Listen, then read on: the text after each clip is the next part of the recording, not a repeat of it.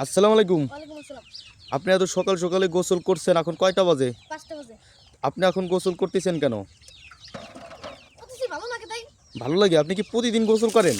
হ্যাঁ, আপনি তো বাংলাদেশের প্রধান বিখ্যাত বীর, কারণ শীতের ভিতরে আপনি প্রতিদিন সকাল ৫টার সময় গোসল করেন। আপনি কি প্রতিদিন করেন?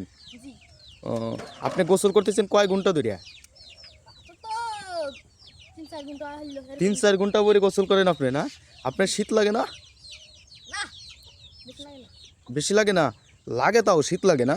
হ্যাঁ। ও, তাই আপনি গোসল করতেছেন, আপনার যদি ঠান্ডা লাগে? আর ঠান্ডা মোটা তো আর লাগে না। ঠান্ডা লাগে না? না, ও, নাতে নাতে তাহলে অভ্যাস আপনার হয়েছে। একটা ভিডিও নিলাম, আপনি কি বলেন?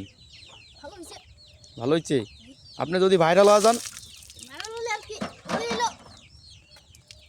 আপনার গোসল করা দেখেই তো আমার শীত ধরে গেছে। আমার তো এখনই জ্যাকেটের দরকার। আমি তো জ্যাকেট নিয়েছিলাম না, এখন তো জ্যাকেটের দরকার, কারণ আপনি যে গোসল করতেছেন এই ঠান্ডার ভিতরে, এ তো আমার দিনের বেলায় এই শীতের দিন গোসল করতে ইচ্ছা করে না। আপনি কেমন করে করতেছেন বুঝতেই পারতাছি না। কি আর করবো? ভালো লাগে তাই। ও, ভালো লাগে? আপনি গোসল করা ভালো লাগে না? ও, আলহামদুলিল্লাহ, ভালো থাকবেন। আবার দেখা হবে আপনাকে। ঠিক আছে। আপনার অনুভূতিটা কীরকম গোসল করার সকালবেলা? প্রিয় দর্শক, বাংলাদেশের যদি কোনো বিখ্যাত মানুষ থাকে গোসল করার জন্য সকাল সকাল 7টার সময়, এই মানুষটাই আছে। কারণ সে 1 ঘন্টা ধরে গোসল করতেছে এই শীতের দিন, তারপরে আবার বীর, কেমন বীর, আবার বডি ফুল আছে।